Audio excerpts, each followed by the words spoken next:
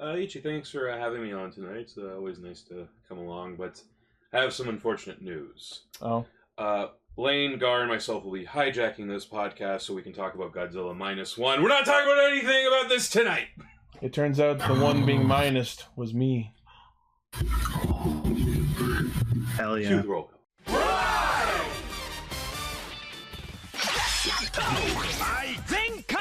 Connect. Loading. Broadcast. Perfect! Show running super savant. Level up. Bluecaster, super Ichi. Loud and online.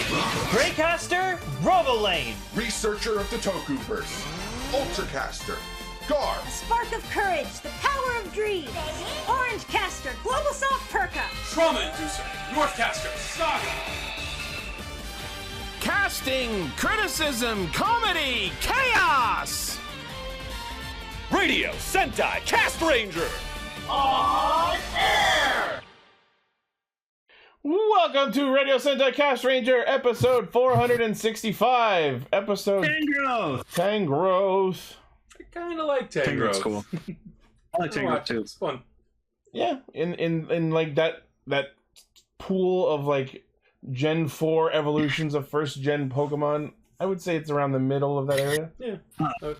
Thank you, Cell, for that opening bit, because now I can happily say, go see Godzilla -1. Like, literally, go see it. It is a phenomenal fucking film. 10 out of 10. Don't be the -1 that doesn't go see it. Yeah, it's actually been doing so well that they extended its theatrical release in North America. I'm seeing it again next week.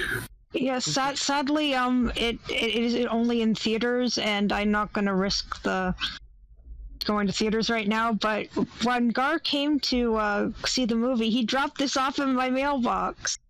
Oh, nice. Yes. He didn't need to do that, but he did, and I love it. Hell yeah. But yeah, I don't know where he got it. I got it when I was in Windsor for the convention, and he had a few other pins. Like, for instance, I have a Ultraman pin that says "We need a space hero," and one. Yeah, I was going to say, did you at least get yourself one? But thankfully, yes, that's good. The Kamen Rider one says "Let the good times roll." Oh, that's cool. But yes, I like the Go see Godzilla -1. It'll change your fucking life. It's very good, and if you can see it in the IMAX, go for that, because like the sound of this movie. Oh my god! And I'm not gonna point any fingers or anything, but everyone's been loving this movie to death. So let's talk about the bad stuff. And actual death. But I was curious to know if there was someone who did not like this. Yeah. I'm not going to say any names. But we are planning a mob rush. No, but if you've listened to the show before, a certain somebody that hangs out in our basement thought the movie was mid. But even the basement person thought it was mid. He didn't think it was bad, or she. I don't know. Anyways, we're a bunch of -1s that get together every week to talk about Kamen Rider Super Sentai and a third thing. What are we a -1 of? That intro gets a -1. Yeah. I liked it. Are we Ichigo Chemmy! It's a bike with a scarf on. Are we the -1 in terms of popularity in terms of tokusatsu YouTubers? Oh, 100%. I mean, we're not even on the list. We're on the negative side of the list. Our channel is actually, the YouTube channel is actually very close to hitting 2,000 subs. Wow. 1,500 of those are probably bots. And I got our 10-year anniversary. Our 10-year anniversary is coming up soon. I want to see 10,000 subs by our 10-year anniversary. Thank you. Click the like button below. So I've been we'll just talk about nothing but Kamen Rider, or nothing but Power Rangers. So I've been like really deep in my head about Kingohger this past week.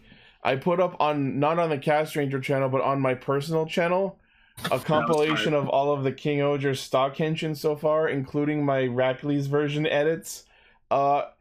It went up 4 days ago and has over 21,000 views. Holy shit! Wait a minute, Ishi. Are you telling me by putting hard work into something, it paid off? Wait a minute. Anyways, so yeah, that's the thing. Good job, Ishi. Congrats. Man. Yeah, he did a good job. It's part of my campaign that I've been getting really militant on Twitter about. I added Toei and used every Kingohger related hashtag I could come up with to once again plead for them to put in the rest of the stock engines. You know this final battle. You know what this kind of reminds me of? It's like in the Shawshank Redemption where Andy Dufresne kept writing letters to library to get more books and stuff, and they finally just gave him a bunch to shut him up, and then he said, I'm going to start writing 2 letters a week. Yeah. That's going to be you at the end of this if they give it. Yes. If they actually give it to you at the end, where it's just like, so now I know they'll cave. Yep. It's just going to be... Time to update. What actually happens is it's going to be the shot from the movie when Andy Dufresne's just like sitting, putting his hands behind his head, just relaxed. It's going to be Ichi. What the fuck? I gotta find that picture, look, man. Oh, I'll find the GIF. For those that don't understand, Shawshank Redemption is a movie. It's a fantastic movie. If you've Possibly not seen it, go best. see it. It's on that giant list of movies I haven't seen. Go watch Shawshank Redemption, then watch Godzilla -1. The relevances are staggering. Actually, they both have similar themes. This will be Ichi when he finally wins against Toei. We'll use that for the thumbnail. The episode they put out the remaining stock engines. Then I'll just put fucking my caster helmet over. Yeah, I did it. I will change the world. Anyway, so our topics for this week's episode are Gotchard episode 13, Kingohger episode Sankyu, and the feature topic is the Abaranger 20th anniversary movie. Hector, you're our wizard. And we have some stuff to say about all 3, I'd say. Yeah. I got some. And it goes, I like this, it escalates in terms of what is going on. Yeah. Well, hopefully you will not be pissed off at us. Oh. For a thought. You know what they say, it's better to be pissed off than to be pissed on. I didn't see that part, but I have some good stuff for the news, so... Yes, you do. Hopefully that makes up for it a bit. I absolutely love that picture, though, Gar. Like, that's wonderful. Yes. What the fuck? Okay, so, like, this has been, like, go on that, because this is worth talking about, because that's good artwork there. Oh, are we? No, Gar's thing. Is that Gar on like a train looking at Godzilla? That's what I was thinking. Yeah, no, that's what it is. Okay, so this image has become a meme of like looking out and oh shit, there's Godzilla. It's from -1. Oh. And like we were just like sort of shit posting. I'll send the ones I actually made. They're not as good as that. They're pretty good too. No, they're pretty impressive. I like them. Oh, stop it. Just let me do that. But anyways, that's a meme that's been going around. Okay. That's the chick from Kamen Rider. Oh yeah, that is her. That's interesting. Okay. Yeah. So the news. So, my favorite one is just Godzilla. Yeah, that's the best one. Oh shit, it's me! No. Wait, I'm the monster? Someone added the other music. Oh, I know. It was fucking hilarious. I loved it. All right, we need to get to our actual news. We do. Yes. First off, news mode. A new wave of Chemmy cards was put out, and we now have all the images of the entire set of the occult Chemmy cards revealed. So I just thought we'd take a moment and look at all this new set of Chemmys. They're great, but one of them's just a vampire cosplay. We'll get to that. So we're going. It's weird. It doesn't fit with any of the other ones. So yeah, these are all occult Chemmys. So number 1, we have Carey, Carery, because I guess it's Care Fairy. Sure. Yeah, that's what I think. Then we have Berosol, and Emily, you want to explain where that name came from since you solved that? Oh, okay. If you want, it's a pun on parasol and bero, which is the Japanese like sound effect of licking or wagging your tongue around, which is also what Balome from Mario RPG is named after. He's supposed to be Barome. Yeah, I think this thing's based on a yokai because There was... Yep, it is. It's based on Karakaso Obake, the umbrella yokai. I know, because this was also a thing in Final Fantasy XIV. There was a dungeon filled with yokais, and your reward for doing all the endings, or rather an item that drops from that dungeon, is literally an umbrella that is the yokai with the tongue hanging out of it. Oh. I remember that, like, they had an enemy like that in, was it Mario Land 2? The secret coins. They were in the graveyard. They had these as, like, enemies. Yeah. There's one in Yokai Watch too. They called it Palisol in English for some reason. Our number 3 is Say Zombie. I don't get the joke with this one. Is it like Constellation? Seiza? But that doesn't make sense. He looks like he's wearing a construction hard hat. Or maybe he's the Avatar. Yeah, I don't know. Okay. Number 4 is Angel Lead. It's just a fucking angel holding a wooden arrow sign. Oh, because he's leading people with the arrow. Eyes. The His eyes are really wings. Cool. His eyes are wings. Okay, like, again, this is straight up again Digimon stuff. Like that looks like Lucamon. It is. Our number 5 is just a fucking bishy ass vampire. It's just a guy. Yeah, that is just a guy. It doesn't look like a Chemmy. It doesn't fit with the style of the rest of them. It looks like a different artist drew it. He looks lovely. The name is... He does, but it just is interesting. The name is so fucking funny. It's Zukumpire. Oh, God. Because Zukum is like the sound of like, I shot you through the heart and now you're in love with me. I see. Yeah. You know what this guy looks like? Like, all the others look like Digimon. This guy looks like a Yu-Gi-Oh! Duelist. Could you not see this guy? Yep. Like, and he'll have those tired vampire cards. You'll never beat my vampire deck. And him and May Valentine will have a thing for him. He is, yeah. You either die a duelist or you live long enough to become a card. If he's a duelist and his own card, that means he was in one of the, and he was from GX, because they did that shit all the time. Or maybe Pegasus banished him into the Shadow Realm, which made him a card. We're on the first news story.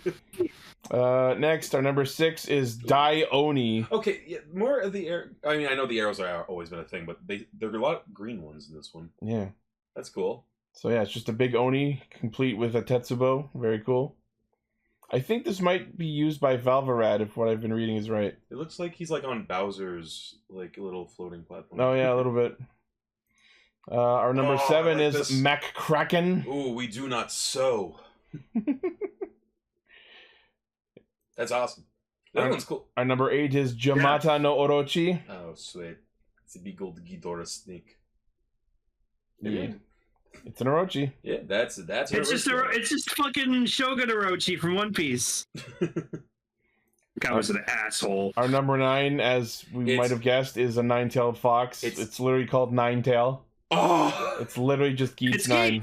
Oh, it's the no, it's Ninetales. Yeah, they just took off one letter. It's Doomsgeats because it's gold. God, the Jesse gif of he can't keep getting away with this. I mean, kitsunes are kitsunes, I guess. Yeah, it is true. And then, of course, the one we all know from this week's episode, the level number 10 of the occult category is UFO X. Mm-hmm. Yeah, well, I guess UFOs are occult. We'll talk about this when we get into the episode discussion. We will get there. And apparently, according to Decker, we're going to get the reveal of the ancient Chemmys very shortly. It's just the shoe gods. Yeah. Well, the one we know already is X-Rex. Mm-hmm. So yeah, that's a thing. Next, we recently got confirmation on Kingohger's total episode count and when the finale will be airing.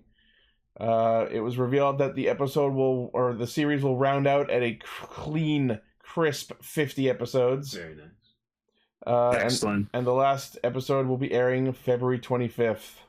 Valentine's Day. Bummer. Yeah. That's not Valentine's Day. Ghostbusters 2, Joe. Yeah, that's my favorite line in the franchise. Yeah.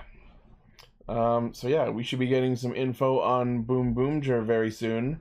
But what we do have is the logo, or at least a black and white sketch, or outline of the logo. It looks like something like it involves cars somehow. Yeah. I was thinking the same thing. Like it looks like the thing in the car. Speedometer. Yes. What was it? D. I was like diameter. No. I was thinking of a dosimeter because the school. My brain's fried. Bakuryu Sentai King-Ohger. Yeah, so it's going to be vehicle release based. That's all we know so far. Is it like bumper cars then? Like exploding bumper cars? It's going to have vehicles and there's going to be explosions. That's all we know. I think we already talked about this, but... Oh my god, it's Michael Bay directing a Sentai! Finally! Wait, wasn't that the 2017 movie? Oh god, I was going to say, I think we've discussed this before, but I feel like after the heaviness of this one's probably going to go lighter, and that could mean much kid-friendlier. Yeah, I don't know. I don't know about being excited for that because that's literally what just happened with Geets and Gotchard. Yeah, so like I don't know, but it could be serious. Maybe it's about maybe it's more like Mad Max or something. Maybe it's Maybe it's the Fast and the Furious Rangers. Also, it's about family. Yeah. Yeah, it's about family. If the main Rangers are all family members, we're gonna be making that joke all year. That's not a non-possibility. That's like. Oh yeah. All right. Next in the news, there's not a lot of news, but what I wanted to highlight was they're apparently re-releasing Tsukasa's jacket from Decade. Finally. Badass. It's a great jacket. Yeah, I thought Lane would like that. It is nice. Yeah. You may like it, but do you $290 US like it? No. Plus, it wouldn't look good on me. It only looks good on Masahiro Noe. Yeah. So. It only goes up to medium, large, and extra large. Well, I'm an extra large in Japan size, so... Yeah, that's probably Japanese sizes, too. True point in the chat. Imagine a Boon Booger? Boon Boomger. Gotcha. I'm just going to call it Boom Boomger. Boom Boomger. Uh-oh, I made a Boom Boomger. No, the show's bad. Jokes write themselves. Point is, imagine if it has a silly title like that, but it's like RPM, where it's actually, like, serious and really good storytelling. I would be up for that. I'd be down. Yeah. All right. Next in the news, Toei's Spider-Man. The soundtrack for it is now apparently on Spoofy. Nice. Yay, Spoofy. Yeah. Random, but okay. 23 songs composed by the legendary composer Chume Watanabe, including TV-sized full versions and instrumentals of the opening theme Kakero Spider-Man and the ending theme Chikai no Ballade. You're a Chume Watanabe fan, and name 3 Chume Watanabe songs. Spider-Man. Damn it! As Palpatine once said, a surprise to be sure, but a welcome one. I was suspecting you followed with, that's on me, I set the bar too low. Nah, I didn't want to just do that. Alright, so that's very cool. And then for our last news story, I believe Emily would like to... Oh, yeah, you... Hey, remember the wonderful Precure logo? Well, very shortly after, a few leaks were found, and of course, everyone's wondering, like, oh, are these leaks real? But considering that it's a bunch of completely unique Cure designs that came out within days of the logo, like the poses with different poses and names, and then the merchandise catalog, like text, where it just has text but not the pictures, leaked. Yeah. And it had the exact same names, so this is real. If these are fake, they work fast. Yeah, if these are fake, then they had to have gone to an alternate universe where these were real and got them here somehow. I love that one of them is called Cure Friendy. Yep. So here we go. Here are wonderful Precure. Sir, this is a friendly. I wanted them to be dogs. Okay, we maybe they have dog forms. Cure Wonderful has dog ears as her hair, and Cure Nyami is clearly a cat girl. She's doing the pose. She has the ear bow. I have no idea what's up with the Cure Lillian and Cure Friendy, though. Points for anyone. I do like them. I actually really like Cure Friendy's outfit. I love the hat. And I love Cure Wonderful's design with the striped tights and everything. Wonderful's hat looks like a crown. My question is, is that, my question is, these are not very animal-y looking. Some people have said that the secondary theme might be Alice in Wonderland. That could be it. Oh, okay. Yeah, like the Cheshire Cat. She's the queen of Wonderland. Yeah, because Cure Lillian has a top hat, and one of them's a cat, and she might be like Queen of Hearts related, and Cure Friendy might be Alice, but that seems like a bit of a stretch. Oh, maybe their mascot will be like a rabbit. That's weirdly, there is no mascot on these leaks, so... Like, Wonderland has that actually does lend a bit of cadence to the idea that they might be animals that turn into cures, though. Because then they wouldn't have a mascot. I really animals that turn to cures. I would love to see that, because that would mean like 80% of the show is just going to be cute animals. On the other hand, they'll probably give them human forms. It would probably be like Curin from the Alamode. It would be like yeah, exactly, or it'll be like Zoodra, where they have their true form. They have their true form, but most of the time, like the vast majority of the time, they'll be in a human civilian form instead. Glamour. Yep. That's cool. Yeah, and one of them is a detective. It looks like Cure Friendy is a detective, maybe. Whoa. That just raises more questions, but I really like their designs. I'm loving Cure Wonderful is probably one of my favorite pink cures for a while. Listen, Dog City taught me that animals can be detectives. So. Fucking Sevens in the chat. Oh my gosh, I remember Dog City. Fucking Sevens in the chat. Well, time to put down Wonderland Precure. Oh fuck. Yeah, I have no idea if it's going to be a double meaning on Wonderland. I also love their the fuzzy way that they drew the ruffs on their dresses. But yeah, really nice designs. There's almost no chance that these aren't real. And another cool thing is it looks like it's another set two duos, because Cure Friendy and Cure Wonderful have a very uniform design between them, and Cure Nyami and Cure Lillian have a very uniform design between them. So I'm curious if that is going to play into anything exactly. Also, Cure Nyami's hair is awesome. So I love that, like, the two in the middle are short, and then the one on the left, the one on the right, they're just so tall. Yeah, they're taller. Yeah, I wonder if they're older or if they're... I don't know. Like, the interesting thing is that these designs do not give me any more idea as to what the plot of the season could possibly be. See, no, this is Emily. I feel you, because this is like when we get like Fortnite leaks for stuff, but like we don't know what exactly it's going to be for in the game. So I'm just like sitting here for weeks being like, what does this all mean? Yeah, like what is this? What is the reason behind this item? Why does it have this name that alludes to something from before or whatever? Why does she have a crown on her head? Why does she have dog ears? How to get burned? Yeah, well, we know what. How to get burned? We know. Oh my god, you said it first. I can't believe it. Punches you while wearing a bear costume and steals your bike. Yup. I actually watched that movie. It was like New Year's a few years ago. I watched Wicker Man with Mom and Dad as like a comedy movie, and we were dying. It's pretty hilarious. Oh yeah, it was great. It's definitely a comedy. And killing me won't bring back your honey. Goddamn honey. Yes. Not the bees!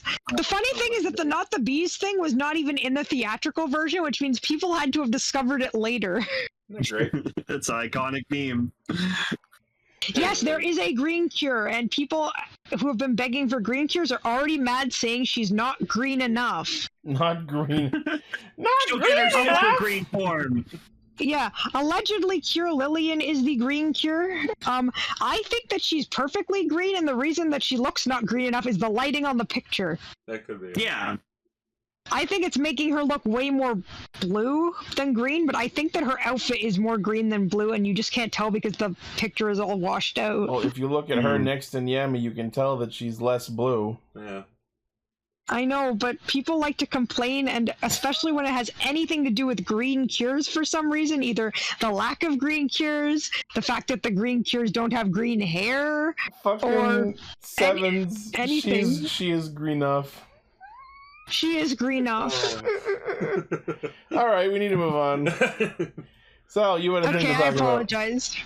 So we recently got a trailer for Godzilla X Kong, the new Empire, and why is Godzilla wearing Bumblebee's arm? Why did Kong? Sorry. Why did Godzilla get barbified? Who's to say? They're definitely going like straight up. We're just having fun. We're not. This is not serious at all anymore.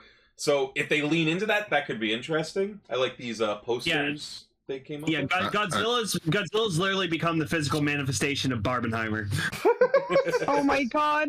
Oh, Considering he was created through like nuclear, that makes way too much sense. That's awesome. You think maybe he's just getting older? Yeah, like some reference to Oppenheimer now that was a hit to this movie. We can only hope. There's gonna be a flashback where Oppenheimer says, "But what if this will accidentally create a Godzilla?" Like, but so the movie looks. It's a movie. Kong's got fucking mechanical arms now. We had Godzilla -1. Now it's time for Godzilla +1. Yeah, that's basically what like the internet's dubbed this movie. Oh no, the internet dubbed this as "this looks stupid." It does look kind of stupid, but that's why I'm in. When I watched Godzilla vs. Kong was so silly, and I loved every second of it.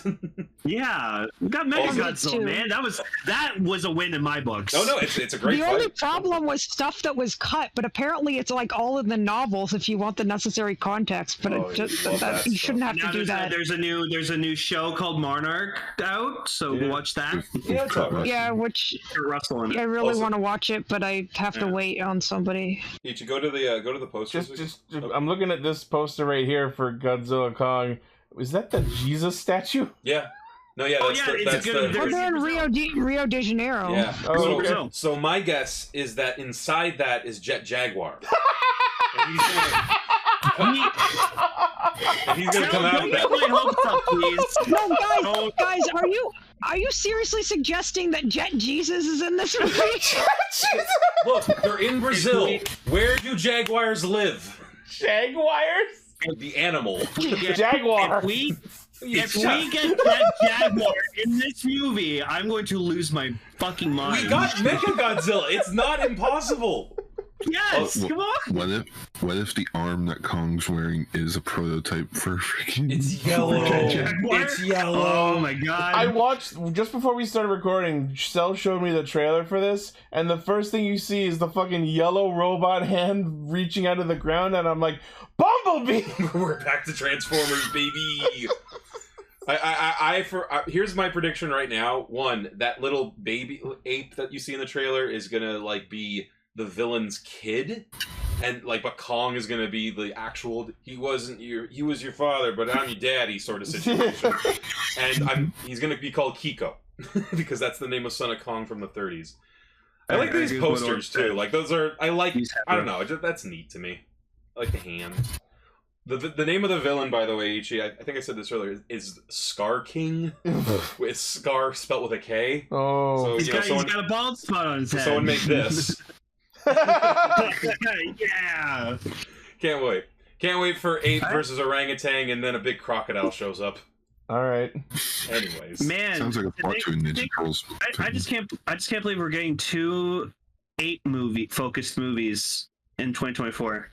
It's a good day for apes. That's nuts. I mean, you could argue that every movie features apes. Actually, Ichi's right. Ichi is 100% right. We are Homo sapiens. I can't fucking wait for Kingdom of Planet of the Apes. There's too many the titles. So good. All right. Anyway, I'm still waiting for Welcome to the Planet of the Apes. I think that's it for news. Yes. Yeah. All right. Let's get into Gotchard. Woo!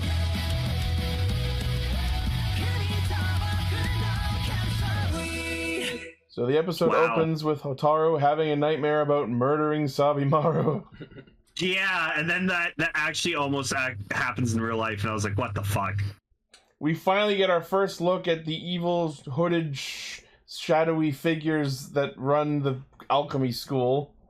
and they're pieces of shit, and they do absolutely nothing. Let the child die. Collect the Pokemon. Get them all.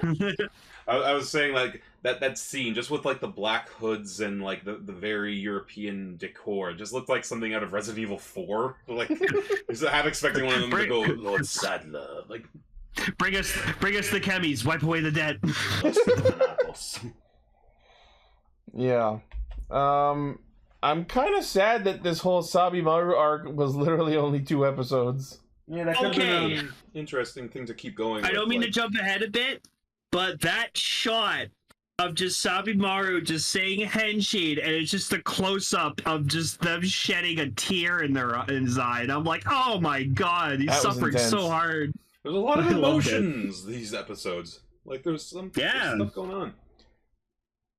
I like that it was Hotaro's mom that had to like help him get out of his little funk he was in. Just like with zero context, she has weirdly applicable mom advice. Another weird thing she has.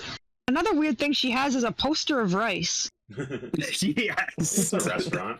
That's what I said. Yeah, I know, but it's when you go to restaurants, like, do you ever look to the side and there's just a poster of rice or like a poster of a food? I think like way back, like old fast food restaurants in like the 80s and 90s had like, I remember one of the Burger Kings used to have like a very lavishly rendered Whopper photo on the wall, but like you don't really see that anymore, do you? Well, it's like when you go to a bar and you see like a neon sign that just says beer. Well, no, my favorite beer is beer. Maybe this is just more of an Asian custom, because like I go to a lot of Asian restaurants and I see pictures like that all the time. It's like advertising the food. Yeah, they have like the little models of food too, which is really cool. Yeah. But I guess having pictures of food's not that much different, so I apologize. So I think we can agree that the star of this episode was the foreign teacher. Yes. Who, oh my god! What are you guys doing? Who showed up as Hotaro wakes up from his nightmare, and then we see him again later as the sisters attack the school. And I thought... You thought it was going to be Amalgam. I thought that was going to be our Amalgam of the day. And then no, he gets tornadoed up and away and never seen again. The sisters do a spell to make him vanish, and he's fucking gone. We don't see him come back. The English speaking Amalgam. It would have been so good. Wait. Keep talking. I just had like a brain blast. Hang on. Okay, Jimmy Neutron. What is it? Hang on. No, it's okay. I have to find a picture. Oh, okay. So yeah, they start fighting Kamen Rider Dread again, and he starts getting worried about reenacting the dream. And there's one shot where like they cut to a close-up of him as he's about to pull the trigger on his guns, and that's when we realize that the guns literally have no trigger. Yeah, it's a hollow space, but like he's doing it so dramatically. Like he's like doing it like he would. Like, I'm gonna shoot you in a second. I guess the gun just like picks up the kinetic energy of pulling the trigger. It's the gun equivalent of a touchscreen. Yeah. I noticed when Sabimaru was forced to transform into Dread this time, which was really sad. He even like had a tear fall down, but it seemed way less like his spine was ripped out this time. Yeah, and more that it was just part of the Henshin animation. But the first episode, it really seemed like they were going that route because the way he cracked and like. No, I understand what you're saying, but. The teacher's dressed almost exactly like Osugi from fucking Forza. Oh no! He's got like the tie and the fucking straps. It's spiritual. They're called suspenders. Oh, yeah, to me. Whatever. But he didn't snap them, so it's not the same. It is not. No, God, that was like his fetish, man. I wanted to say, I really like the design of Dread, like a lot. Yeah, you weren't here for last week. So I like his helmet. I love the helmet. I love like the bone motif. The scarf is funny. The voice is really cool. Just the idea of it is also neat. Like it's like just killing him from the outside. Like, does that happen? Usually with like riders, like ever, like there's been some every now and then where like it's like a symbiote, like parasitic relationship. I think sorry, those aren't the same thing. I think Jack Revice is the most recent example. Okay, kind of. Okay. Yeah. I just really like Dread, badass. You know, look at it. Look at that and tell me, oh yeah, Cell wouldn't like that. I'm not a fan of it, but I understand. Exactly. freaking when Kajiki like sees Dread, he goes like, "Oh, Black Kamen Rider," and just the fucking like turn of Dread's head over towards him. I was like, "Oh shit, fucking run, dude!" That shot where he's like, "Oh, it's a Black Kamen Rider," and of course my stupid meme brain goes, "There's someone standing on the other side going, no, it's a green Kamen Rider." Well, I was thinking, God damn it! No, there's Kamen Rider Black. It's already happening, guys. Yeah, Mr. Black. I kind of love how accidentally involved in what happens in this episode Kajiki is, but then just when they need to actually henshin and do shit, he just conveniently gets concussed. Which I'm gonna say, getting concussed, good for storytelling. Wait, no, it's not. Really bad in real life. Go to the hospital. Like, it's so funny because people get knocked out all the time in media, and all I can think is like that could cause permanent damage. The funny thing is they won't do anything about it because he'll wake up as he did at the end of the episode, then they'll wipe his memories. But you know what wiping his memories doesn't fix? The concussion. Yeah, like you need stitches, bro. Like, go to the fucking doctor. No, they need to give him like a neuralizer like Agent J does and have him tell a story as to how he got the concussion. I just imagine, as bad as I would feel for the character, I think it would be hilarious if the point is he keeps concussing himself and then they wipe his memory and he gets worse and worse over the course of the show. I don't know my mother's face. Like, what's going on? Just every But I know episode... her name. But I know her name is Martha. just every episode from now on, he just keeps coming up to Hotaru, being like, "We spotted a UFO. We gotta go find it." Oh, that was like weeks ago. They just Groundhog Day him. Yeah, he's just reliving the same day every single time. I would feel bad if it got that bad. I wonder if like maybe this character is like maybe catching on with audiences a bit more because the actor's doing it a good job. I can see him especially since the Osaka arc. I feel like Kajiki's getting a good amount of focus now. So maybe they're gonna like. Eventually, there'll be that paradigm shift where he'll know, and they're not going. And they'll let him know. Yeah, and like maybe he'll even be a Kamen Rider. I doubt that. But I don't know if we'll go that far. You never know. But yeah, I maybe feel like a Hyper Battle video side special or something. Yeah. No, I'd love to see him be a Kamen Rider. Be neat. Oh, that reminds me. So people were talking over the last week about Legend because Kajiki's actor plays Butler in that, and people were like. It's sad that Legend can't do the Revice remix forms, like where Revi and Vice would like combine into the animal. My response: Butler laughs nervously. Yeah, but then someone made like a mention where it's like, oh, he could just summon Vice from like using his gun, and then form with that. Yeah, but yeah, that was a fun conversation that's happened. I guess we should talk about the fact that like his dream came true. Well, just real quick, one last thing about Kajiki is that one moment in that Decker posted the screen of where they're all summoning UFO X, and Kajiki just starts going, Ventura! Ventura! And I'm like, that's what they did in Kingohger. I was thinking that too. Like, was that a Kingohger ref? No, I think that might just be like a cultural thing in Japan that I'm just not aware of, where if you want to summon aliens, you just go, Ventura! Maybe it's I've never heard that anywhere before. It's just like aliens going like making certain noises like pawn or pyo, like but I've never heard the Ventura thing. I don't know. But it was neat to see that be a thing. Yeah. So they summon UFO X in order to the reason they summon UFO X is so fucking stupid. It's like, so Hotaru has the nightmare where he uses the X Gotchard, which is the stupidest sword name in all of fiction. I mean, there's some pretty bad ones in Ice and Fire. Orphan Maker. No, that sounds badass. No, it sounds horrible. Yeah, it's awful.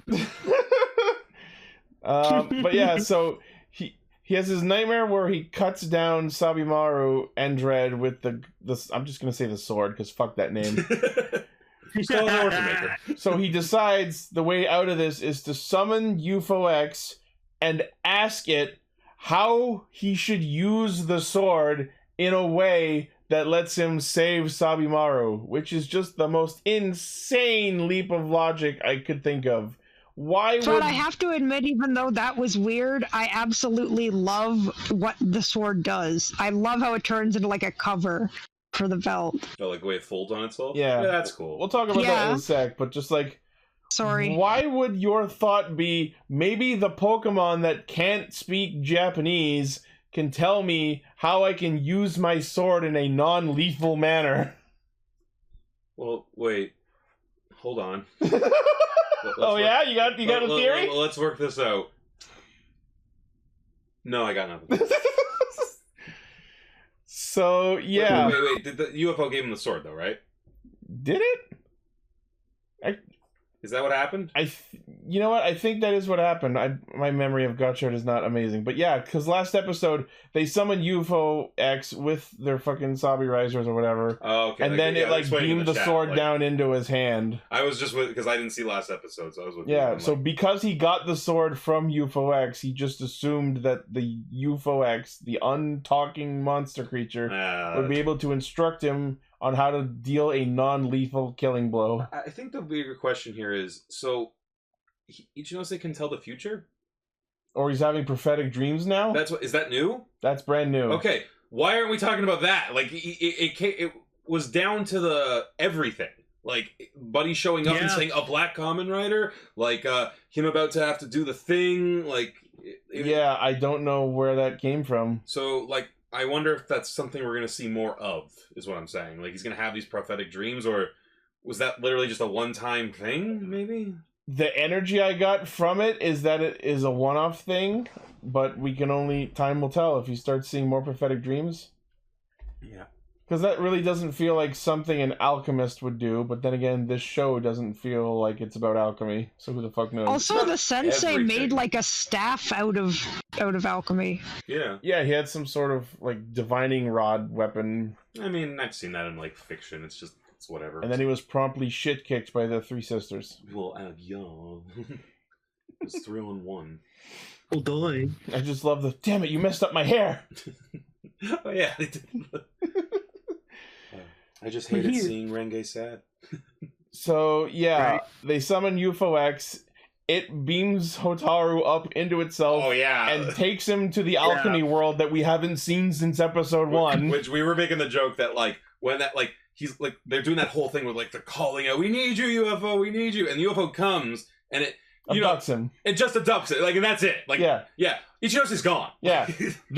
We see the scene of where he gets taken, but the rest of them are just standing there completely fucked. Yeah, and then it just turns into that scene from Fire in the Sky, if you know, you know. No, but yeah, I actually kind of like him, like, talking to the thing, because, like, they're clearly using something we're going to see later. Yeah. And just the way they shot it, it's, like, so conveniently cut off. Yeah. Just, like, to the point I was like, why is this one a puppet? But then I realized that's not a puppet. Yeah. Because what happens, Ichi? We get the UFO X form, but I just love the idea of, like, I'm so glad that you sorry. I was just laughing at the idea of, like, thank you for answering my dire needed question on how I can save my best friend from not being murdered by me. All right, now get in the bulk of Pokeball. It's like real Pokemon. You're mine now. How the transformation looks, how he gets, like, abducted, and then it becomes a shell over his outfit, and I love his Hisats. Oh man, but you know what it made me think of? It's a Final Smash. Yeah. Well, like, just the way he, like, traps him inside that, like, swirling, that just made me think of Final Smashes. It does kind of have Final Smash energy, but before we talk about UFO X form itself... Oh, sorry. So yeah, what UFO X conveys to him is that the sword fucking origami folds into an attachment that kachucks onto the front of the Gotchard driver, and damn is this thing chunky, and this is just the mid-season power-up. Think how bad the final form is going to be. It's going to just be blocks.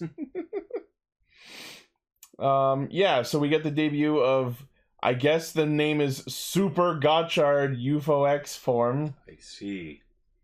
And damn, he shouts it just like, Super Gotchard! I'm like, Jesus Christ, calm down. Oh, it's great. I was saying, I actually like the transformation itself, because I like the abduction thing. I liked it was different from the chemical thing, but I'm glad that we got a sequence. The sequence itself was like 99% cool. The one thing that really pulled me out of it was the way his arms were animated when he was like being beamed up into it. Like the way his arms lifted really felt like he just snapped his own shoulders. I gotta think about it. And okay, so we gotta talk about this form. Look, it's fantastic. No, I want to say this. I love the helmet. Like the helmet is the only part I do like because it's brilliant. But you guys remember my entire problem with the designs in Drive? How it's this badass look, and then let's throw a tire over it. That, but bigger. Yeah.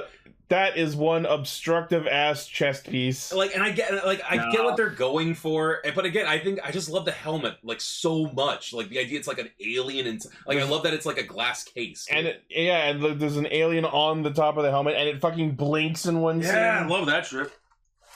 Yeah, so it looks like what's going on with the forms is that all of his super forms that use the level 10 cards, it's gonna have Steam Hopper as a base suit, and then whatever level 10 card is in the caliber attaching to the belt is the form that it's going to be, but they're all going to be on top of Steam Hopper.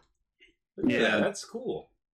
Like I said, love this form. Fantastic. The idea of the actual helmet being inside the dome of the UFO is a brilliant idea design-wise, but the end result with the gigantic saucer chest piece, I think if they brought I think if they brought the saucer down a little, I'd like this a lot more. Because I also really like the color scheme of it. I think it would make a really good toy. Mm. Oh, they are making a toy of it. Oh, yeah. Wait, they're making toys out of Kamen Rider? What? Right? First I've heard of it. Sorry, that was a stupid thing to say. No, don't worry. It's a funny thing to say. What do you mean? There's also that really... Sorry, there's also this really creepy shot earlier in the episode where like the sisters are like talking to each other and being like, oh yeah, like he's only got like next time he like henches the dread, he's gonna fucking die. You just see Sabimaru just like sitting against the wall, just like gone, just so drained. Poor guy. But I hope that he's gonna be okay.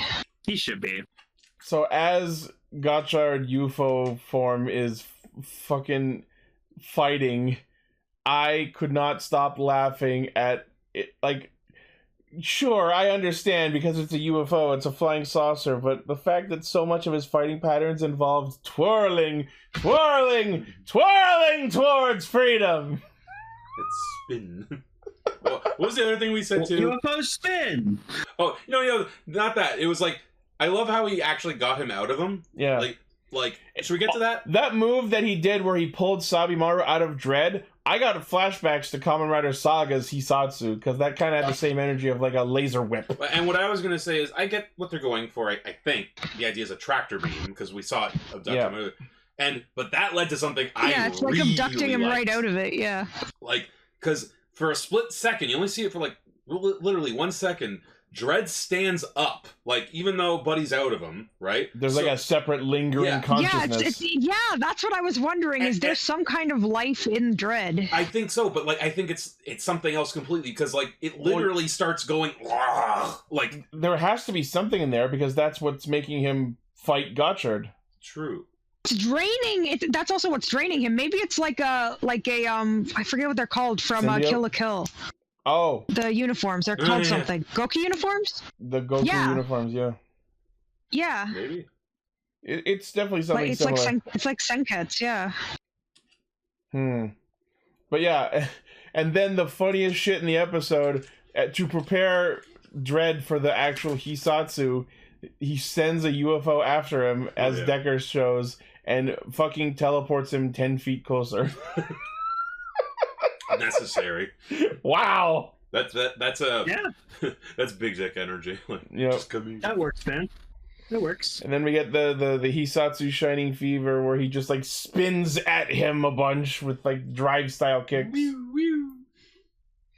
And hooray, Sabimaru's saved, and Dread is not really dead. And Renge says, "I totally don't like you, Baka." Like, I also love how much over the course of this episode Renge's talking to the dead ass tablet, and my every time I saw it, my thought was, I keep forgetting to charge it. Now that I can see the black mirror. and thus Kaji wakes up smiling and heavily concussed. Again. Yep. I don't know what's going on, but this looks like a nice tender scene. I like tasting purple. No. You know what they'll probably do? Like, if they don't, like, you know, decide to, like, break the Chemmy laws or whatever like that, they'll just enroll Kajiki into the alchemist school and then he can be aware of what's going on. Yeah, he'll just be, like, the third to Sabimaru and Renge. No matter what, I think, like, if that doesn't happen during the show, that could be how it ends. Yeah. It's like, I'm in the magic school, yay! Like, finally. No, like, I really want them to know everything. No, that's what I mean. Like, that's how, like, the series ends. Like, hey, you're my best friend. Now it's time and then to he learn. just tells him the story of everything that they wiped from his brain. If they don't go with, like, him just straight up learning. Or he just gets all of his memories back and he's just like, oh my god. How old am I? What? Wait, I almost hooked up with a chick? What? Well, he did meet her again after the memory wipe, so that could still happen. Yeah. Oh, it's dry without his, like, visor on, though. That's so weird. Next week is X-Rex, aka the Gurren Lagann form. Oh, yeah. X-Rex looks sick. Dial X for Rex. Babe Bard Rex. Oh my god! Look, it's Origami Gabutira. Next time. Tira. Next time's the Vor episode. Yay! Oh boy, that's you joke. That's probably how the transformation happens. I guarantee that's what happens, sir. Yeah, I know the sacred art of origami. You mean paper crafting? Oh, I was hoping you wouldn't know what that is. Wow. That's a cute movie. Oh yeah, that's what the form looks like. Oh, fucking El Enchanted! I love that movie. Yeah, my sister watched that all the time, so it's a fun movie. All right, Lane, take us in. Okay, Buzo.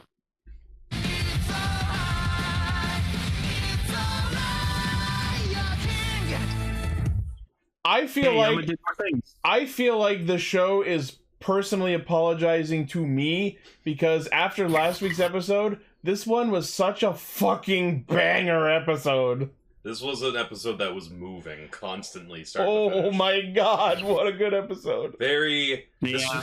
This is the most overtly anime episode, I think. Like, we finally realized, hey, they could murder us at any time, so we should maybe get back to our objectives of taking back the country. Yeah. And the idea, like, I like that they actually go into that. Like, why aren't they just straight up, like, destroying us? Like, because they want to have fun before they murder them. They all. learn. That's like, okay, we can maybe play with that a little. Yeah, we can work with I love one of the subbers for the episode just decides to say the Yama was straight up saying because they're fucking around with us. And I was just like, I don't think that's what he's saying. Some subbers take liberties. It's probably saying like messing around. It's not TV Nihon where no, it's just it's just Kingohger if it was written by Vibsy Pop. No, it's Kingohger if it was dubbed in the 2000s. No, it's like they want it to be like Game of Thrones, so they add swearing in once in a while. But yeah, so Yanma tells everyone about the Ohsama Caliber's hidden command that apparently channels the power of the cosmos, something the Ohsama Caliber Zero apparently also has. And there was also mention about how the Ohsama Caliber Zero was made 2,000 years ago and not by humans. So is this to say that the Uchu made the Ohsama Caliber Zero and that's what the actual calibers were based off of? Or if the Bugnarok did it. Could be. I don't know. Bug powers, right? There was a mention that they suspect that the Galactic or the Uchu was part of it. Perhaps. There's more lore to uncover here for sure, but it's definitely Guru from B-Fighter. But upon learning that the Ohsama Caliber has a hidden command, that prompted me to look over at my Ohsama Caliber and go, "Damn it! I got the shitty one."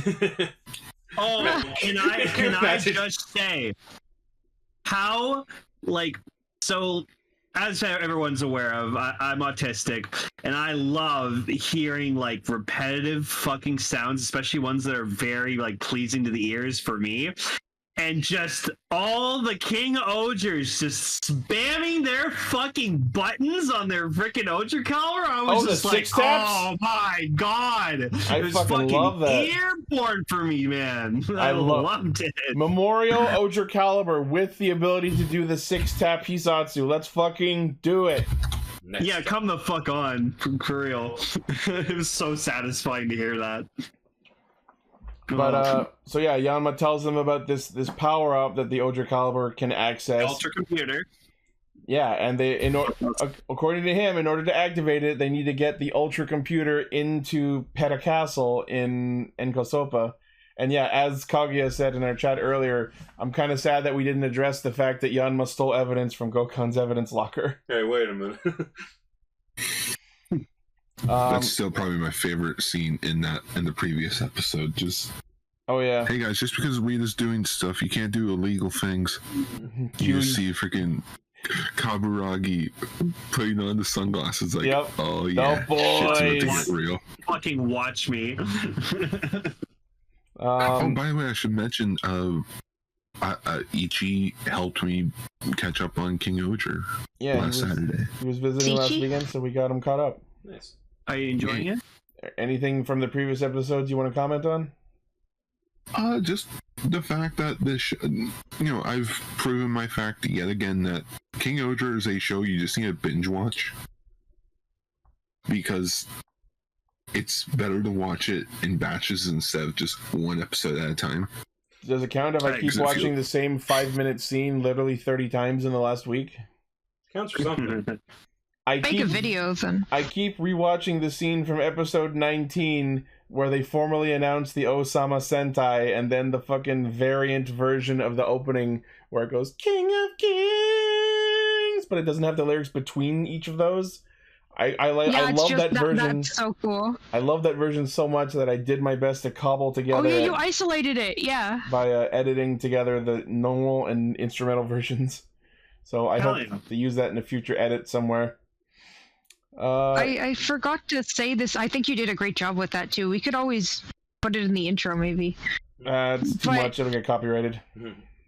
Okay, that's fair. But something interesting I noticed is that not just in this episode, but just in general with the King-Ohgers that I think is interesting is that even from the very start all the way up to now, even even though they're a team and they always work together, they're always also vouching for their own countries, trying to get fair exchanges and things in return, so that it's interesting that that's still an aspect. Like, they could have easily dropped that and had it be like they no longer care that way, but no. Oh no, they all have their biases, and they're all still selfish assholes. I kind of love it. Kind of interesting, yeah. I kind of love it too, actually. Also, when did King Dagdad start calling everybody snails? Did he do that before this episode? Because I don't remember him saying that before this episode, unless it was like maybe once or twice. But he's been calling everyone like Otsubutachi, which is just like his word for like a speck or something tiny. Okay, I don't know why the subs that I watched referred to them as snails, but I kept thinking like, is this leading somewhere? Like, is there some reference I'm missing? But no, that makes sense. I don't think it's anything different. I still can't get over the fact that Dagdad's voice actor is freaking Earth Garon in Ultraman Blazer. Oh my god. He's a giant T-Rex. We should talk about that, how Dagdad threatened his threatening of the minions this episode. Oh yeah, because Dagdad has nothing to fear, because as we saw in his debut, he can whip even the Kyoryuger crossover, he can whip someone across the entire galaxy with a flick. Yeah, it's like they said earlier, the only reason we're not dead is because he's drawing this out. Yeah. And we see him now, he's literally toying. Yeah, what was he saying to them? The others were like, well, if what we've been doing so far is not fun anymore, should we just finally crush them? And Dagdad just fucking hoists them all up by their necks, going, the fun thing about fun is when you're serious about it. And I'm like, I don't know that that's true, but okay. It's very Cat in the Hat. It's fun to have fun, but you have to know how. He literally is Cat in the Hat! Yeah. Oh. He's dark Cat in the Hat. Here's the thing. The Cat in the Hat is basically a chaos god. Yes. That's not a joke. He You're not- basically you are is not like, wrong.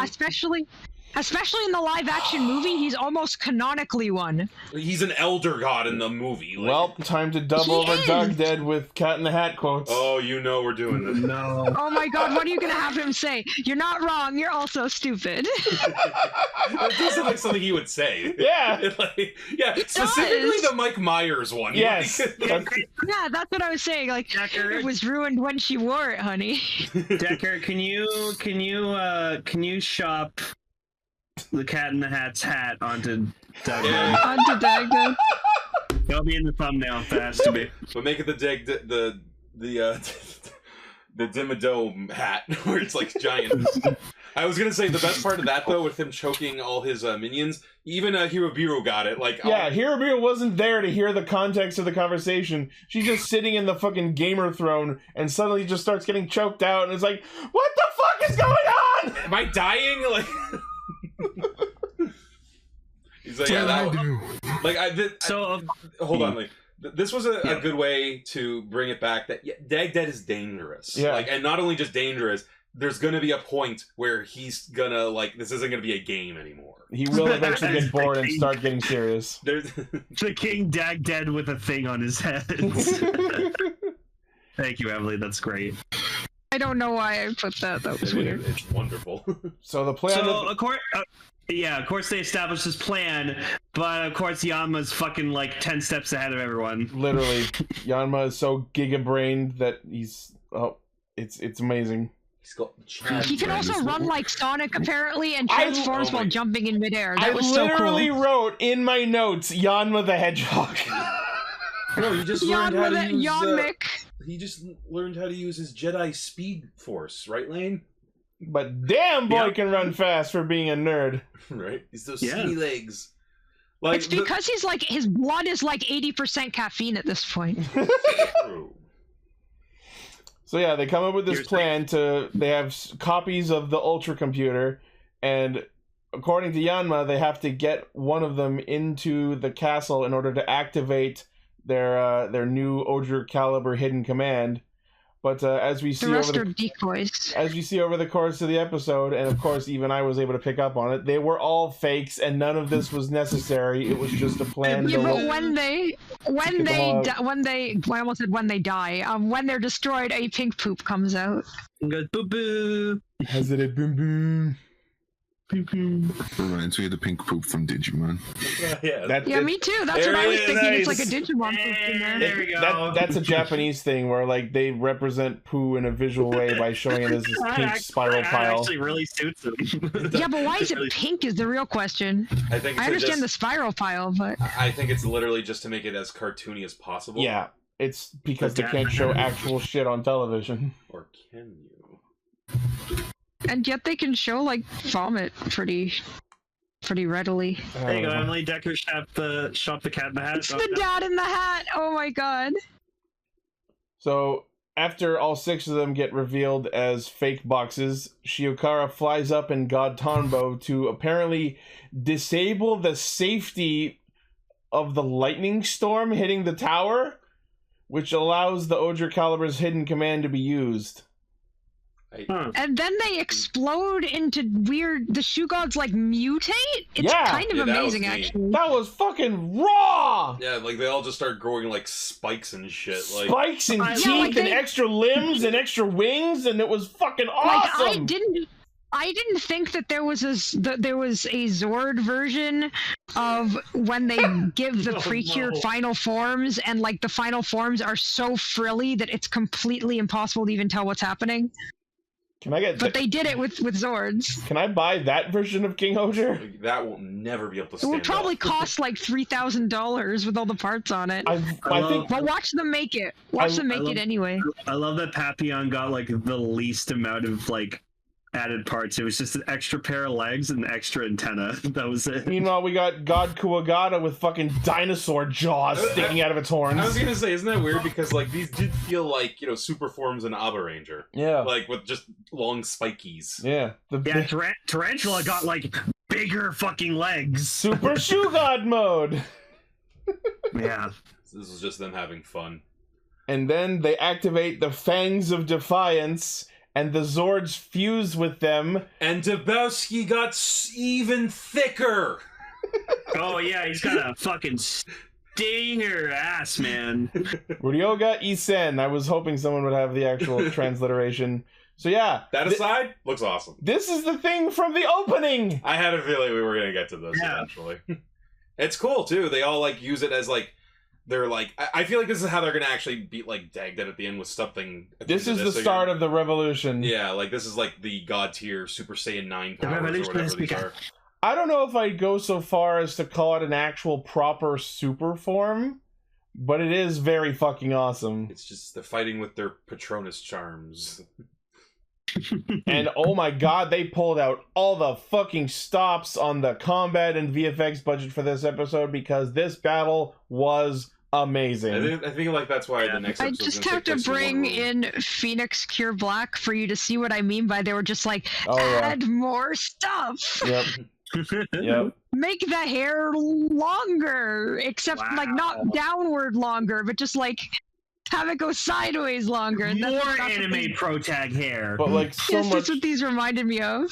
So much cool shit. There was like the bit where Gira stuck the horns on the side of one of Rita's arrows so it looked like a giant flying energy bow. That was cool. There was the part where Papillon exploded into a rain of Oger calibers raining down. There was the part where Jeremy temporarily switched to Tarantula Abyss in that one attack that he did. Yeah. That was awesome and completely out of nowhere. My favorite one was when Dabowski was fighting though, and you were like, "Why is the stinger on his hand now?" And I just looked at you.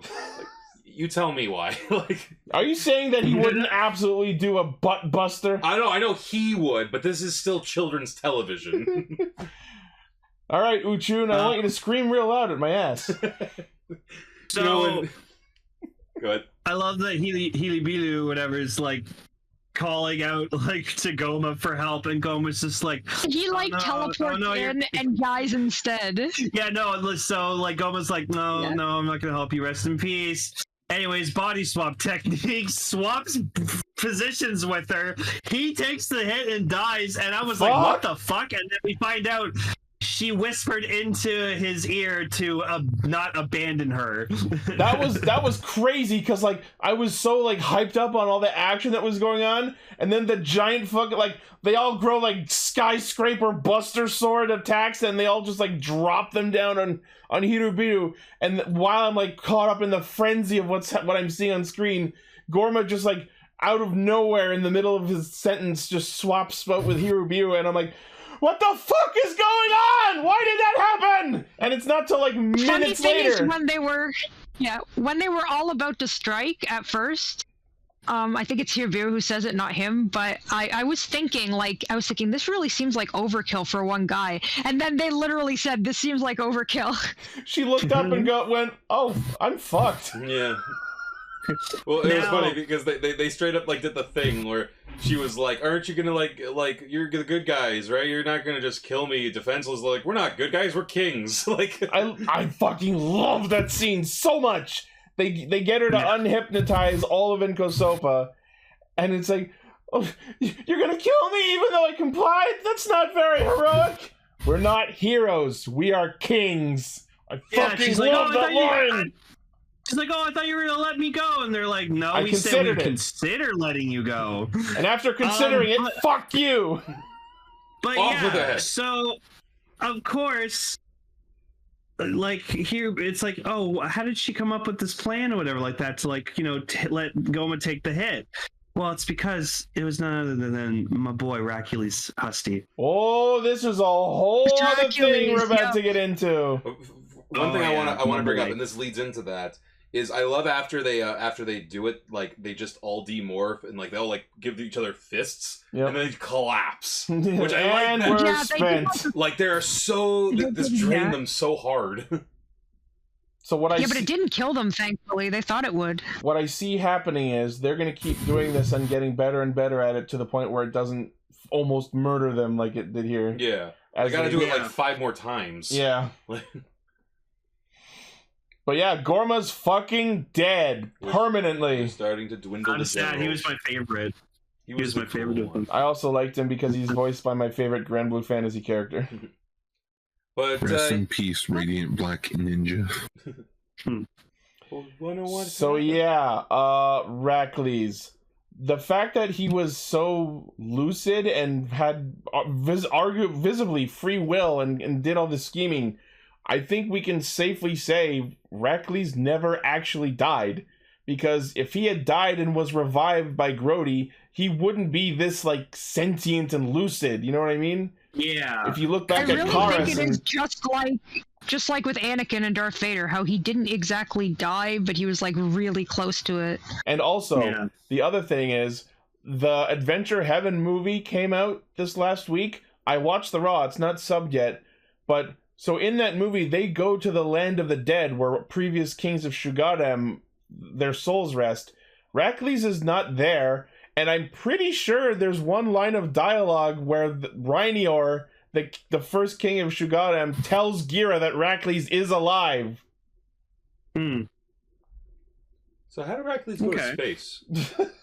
Yeah, he just like warps into the cosmic playground for unexplained reasons. Like, how did you do that? Maybe they gave him a door. I mean, he's allied with them. It's possible. Anything's possible, but it was. Can you Go ahead.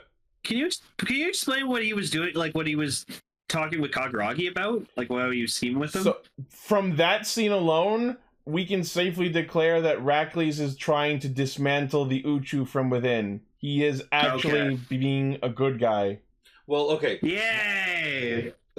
That's what I'm curious about, because with Kagaragi, what was the thing he told Rackley's? Kagaragi told Rackley's that he was unable to be hypnotized by Hirubiru. Yes. So Rackley's decided he wanted to get rid of one of the jesters so that he could take their place in Dogdead's jester crew. Yeah.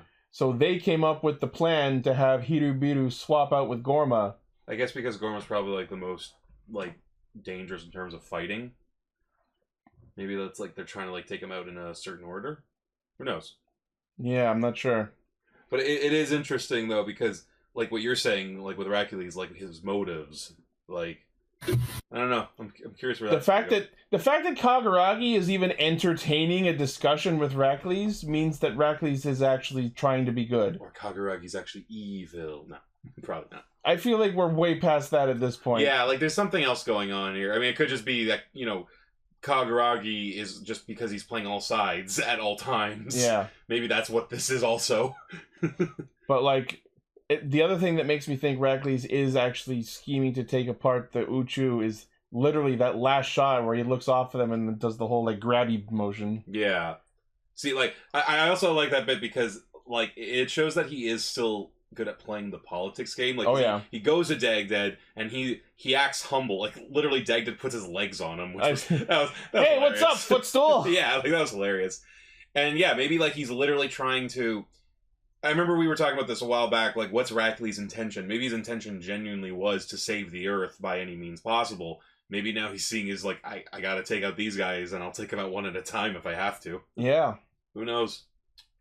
And now, now he's one of the jesters. Yep. He's in the crew. Which means he's probably also gonna get a monster form. No, I saw a magazine scan. He's gonna be Kuwagata Oger again. Oh, okay. I think we even get to see his king form again. Oh, cool. I actually meant to talk about that because think about the way King Kuwagata Oger works. He transforms into that form by placing the crown on his head, and then it merges onto his helmet. But then you see he has the crown lance with a crown on it. Yeah, we've talked about. So. Doesn't that mean that it would be possible to take that second crown off the lance and give it to Rackley's I think and to get double king form? We talked about this. I think that's literally what they're going to do. To have them both, we'll have both. Brothers working together. Yeah. Well, first they're going to fight each other because next week's episode is about Gira versus Rackley's again. And I saw an article posted on Twitter today, actually, as we're recording this, that apparently the next few episodes are going to focus more on Gira and Rackley's backstory. We're going to get more of that because we haven't really learned everything. Rackley's, you're the best big brother ever. Yeah,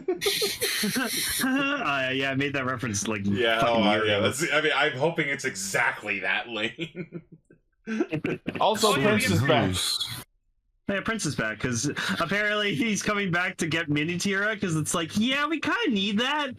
Our Zord's stowed away on your ship. We kind of need it. I mean, it's a fun dynamic. I'm not against that. I know it's an awkward thing, but to paraphrase to Bully Flea, just Prince shows up. You guys really helped us out on that planet. So that's it. Well, that and pulls a Gabu revolver. Give me back my shit. Yeah, I'm kind of worried about the next episode because I still don't know those guys, but it's been fun to get to know them. Just Kaguragi showing up in Ishibata. I've traveled hundreds of miles to find out to plant my seed. Kaguragi! It's so like that one that we did that. I love Step Brothers. The one thing I have to say I'm worried about is I really hope Prince doesn't stay. You know what I mean? I hope he just shows up, takes Minitira, and leaves. Oh yeah, we need one more dancing. We need one more dancing Kyoryugen. Oh god, he's here to promote the toy. Yeah, but that was the point of the 2 episodes we already had. Yeah, rule 3. Yeah, rule 3. He's just like, ugh. This is not the time for a filler episode. We're about to get more Gira versus Heracles. Now's the perfect time for a filler episode. Exactly. Also, apparently, next week's episode is about we're gonna learn something about the quote-unquote evil within Gira. Are we saying his whole Jaku no Wo shtick actually had something to it? No. I don't know. God's soul inside him. Just look at him. Gira, what's this? Oh, I found it on Earth. It's a Vice stamp. Oh no. He's got the Hasty family curse. It turns him evil. It's the Kuwagata Vice stamp. It's only with the male side, though. Yeah. Passes through the Y chromosome. Oh. Alright. Well, amazing episode, and I'm super excited for what's coming next. Kingohger continues to be banger as fuck. Banger as fair. I have already, as I said in the Discord, I've really been enjoying it. I have already started writing my preliminary notes for our post-series review discussion. Oh yeah, we know you're going to be the last one to talk. I just have to say that I've loved a lot of Sentai in the past, but this is the first one that got me to actually drop the money on a plushie of a character, so... Yeah. Hell yeah. It's gotta say something. I've got that one of Yanma in the Tombo Oger hoodie on my wish list. Oh, that's awesome. I got my little Hercules figure. Yep, and I have my plushie Jeremy, or technically plushie Spider Kimonos because the Jeremy wasn't out yet. Yeah, I have the Oger Caliber and I have Caucasus Castle. Oh, okay. Yeah. Cool and great. I got nothing. All right. Well, before we go into the feature topic, I assume Emily will be dipping out. Unfortunately, yes, but thank you very much for having me and for letting me talk about the Precure leaks. If they are fake, I will if they're fake, then I'll eat a marshmallow without chewing it. Is that Cure wearing a sweater? Wait, which one? No.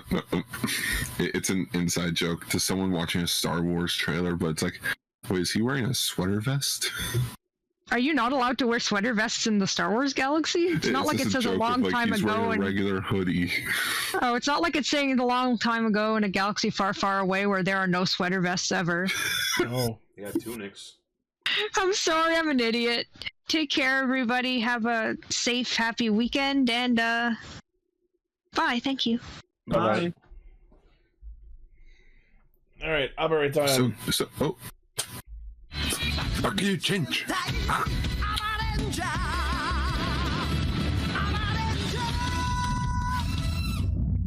Now you can go ahead. Oh, okay. Let me try it. Okay, take 2. Bakuryu change.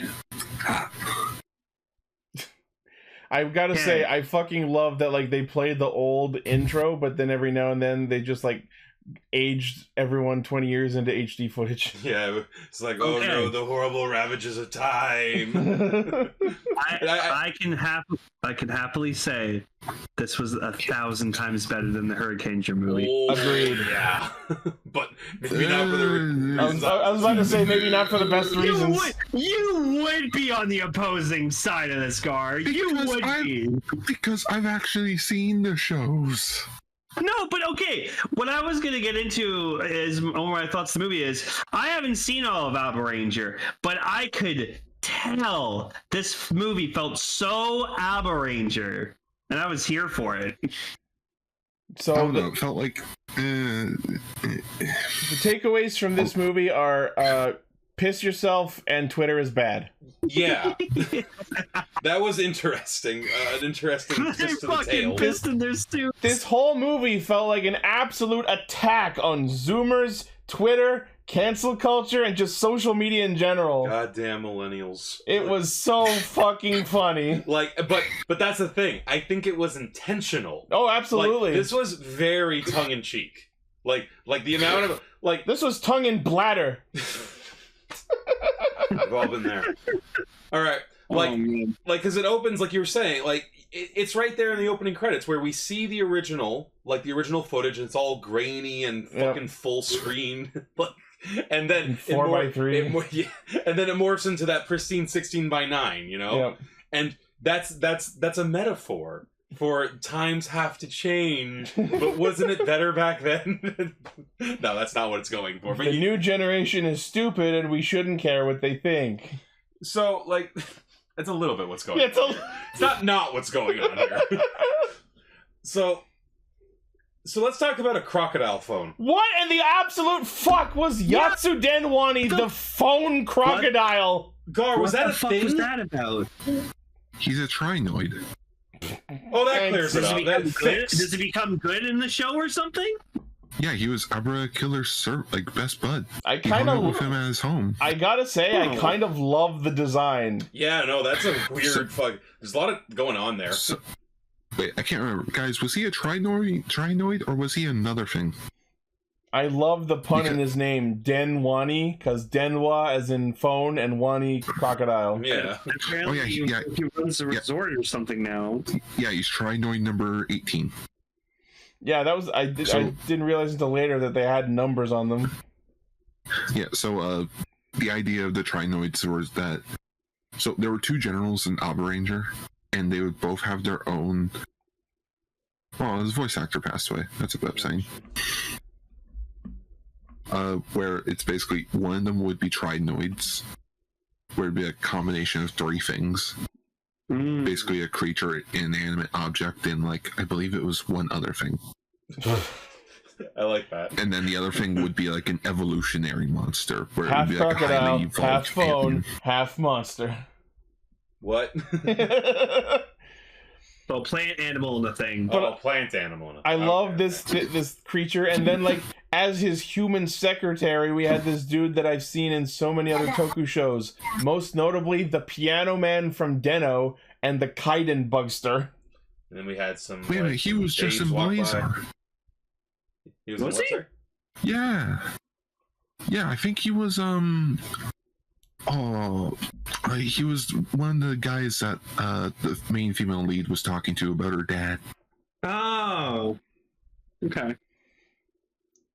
And so what was his whole message at the commercial, sorry? Do you remember? Remember, kids, procrastinate. Yeah. Damn kids and their... What a lesson. Again, we got the comedy dialed to 11 in this one, to be fair. So okay. Go ahead, yeah. I was just gonna say, so it's funny with Abare Blue. Apparently he retired from being a chiropractor because apparently, even though he up front tells people what his cost is for his services before they get it done, after they get the treatment done, they're like, what? That much money? So he just decided, I'm gonna retire from being a chiropractor because everyone's a bunch of idiots. Which is true. So funny. Which is true. Yeah. So did I forget to mention this? Abaranger was written by the same guy that gave us Gokaiger and Kira Major. That's why this was so funny as fuck. Well, okay, so let's talk about that. So much like that Hurricaneger special, this is about the actors reprising their roles 20 years later, and so therefore the characters are back 20 years later as well. Yep. And we see what they're all doing. We were just talking about how Blue was a chiropractor. What's Red up to? Getting accused of harassment. Yeah. Which was why did they say that also to Blue? They call you Dr. Harassment? this movie, and I assume I don't know if Abaranger the show did this as much, but this movie posits harassment as if it were a joke by making fun of, like, oh, there's this kind of harassment and there's this kind of harassment, and what kind of harassment am I getting accused of this week? We'll find out after this commercial break. Hashtag me too. Like, oh no. There's a bit of that going on here. But like, not only that, like so I guess that's the big takeaway from this. At least near the through the beginning, they're really, really going hard on that. People are too sensitive these days. And it's played so straight. Yeah. You're not sure if they're being serious or not. Right? Because, like, there is a lot of, like, jokes in the other direction, to be honest. Yeah. Like, there is a lot of, like, jokes like, oh, you're just old. You're like, you don't know what you're talking about. Like, you're out of touch. So, I think there is some give and take. Go ahead. One of my favorite jokes is when Abare Black shows up and, like, Red and Blue, they start asking him this, like, 2 different questions at once. It's like, you first, okay. Fuck. Yeah, so apparently Abare Black, like we do. Apparently Abare Black is like expecting his 8th child now. Yeah, when he said that, I was like, my man, machine. So this is the guy that Tommy There's nothing played. else to do. There's nothing else for him to do on another Earth. It's just dried up. I guess that's true. That is a big reason why people just had a lot more kids back in the day, and why people who live in the country tend to have a lot more kids. There's not a lot to do. It's really not. And oh boy, did this special remind me as to why I do not like Abare Black. He was kind of very sensitive. I don't know. I don't know how to articulate it, but he just didn't rub me the right way. Really? So think of it this way: he thought he was the last surviving member of his race. Uh-huh. And he's repopulate. And how does he react throughout the show? Well, to quote JonTron, like a little bitch. Okay, but if you thought you were the last of your race, you'd be pretty emotionally sensitive too. Yeah, but like he's like that's his whole shtick. It's like, okay, dude. Well, they did make a joke about that in this too, didn't they? He was like, "Are you gonna cry again?" Or so they said something like that. Yeah. Like, are you gonna cry again? Or like, you were always something to that effect. But okay. We gotta talk about the best character in this episode, though. Sorry. The fucking monster. Abaranger, a.k.a. the tricolored Pikmin monster. I really like this thing. Apparently he was like an Abaranger joke or something. Yeah, because he's got like the 3 lizards on him that are matched up to the Sentai suit colors. And he has like gecko-themed powers, but also he's a Pikmin. And I really like the design. Like, they mentioned, this looks like something you would have seen 20 years ago. Like, the way it's structured does look more like 20 years ago Toku, like Sentai monsters. Like, the way the big shoulders, the narrow waist, like... Yeah. Like, I love the tail on top of the head with... You were saying the whole episode, that thing's gonna sprout. That thing's gonna sprout. I called it. The Ringa. He was also pretty funny, too. Like... He was a competent fighter. He kicked their fucking ass. Like, he was like going toe-to-toe with them. Like... Also, he has a Wi-Fi signal. I knew that was Seki. That voice was too familiar. Of course it's Seki! This man's got range. I'm gonna reference something that becomes a focal point in this movie by having a bathroom break. I'm gonna take a piss break real quick. You want us to keep going? Nope, keep going. This is still on brand. Okay. Okay. So basically, the whole plot of this thing is that there's this woman named Aoi, and like she has like this like talk show or something like that. She's like a big like social media influencer. And she basically like calls the Abarangers out for basically like being too wild, and like I'm just like she's making all these accusations the whole fucking time, and I'm just like, they're the reason this planet's still fucking around, you selfish bitch. We do find out why she has something against them, but like. Not even that. it is the whole like it's the Avengers question. Yes, they are saving people, but they are causing damage. Like, but this whole thing was playing with that because her whole thing is you're going too wild. You're bad for. You're a bad influence. You're just like doing all these like things that make you like you're doing it for fun more than you're doing it to save people. And then they had at some point in this they had quite possibly my favorite thing ever, where like she shows them making their quips before they go into a fight, and I was like that feels like a direct fuck you MCU for make everything a quip now. You know, the evils of propaganda. Is this a joke to you? Am I funny like a clown to you? Buildings are exploding here. I feel like there is like maybe not in this sort of thing, but there is something to be like that question again, something like an Avengers, a Justice League, where it's it's a valid topic, but the way that they handle it is farcical. Especially when we find out why she has such a hate boner for the Abarangers. We'll get to that. And yeah, we'll get to that because, to be honest, it makes no fucking sense. Oh no, yeah, it's asinine. But I think that's the joke. Yeah. No. Like even on the even in context, it doesn't make sense. Which is in itself commentary on how Zoomers are stupid. Yeah, like I think that's what they're going with here. It's like. Again, I'm not sure which side they're playing this to. They're trying to play both sides so they can't get accused too much.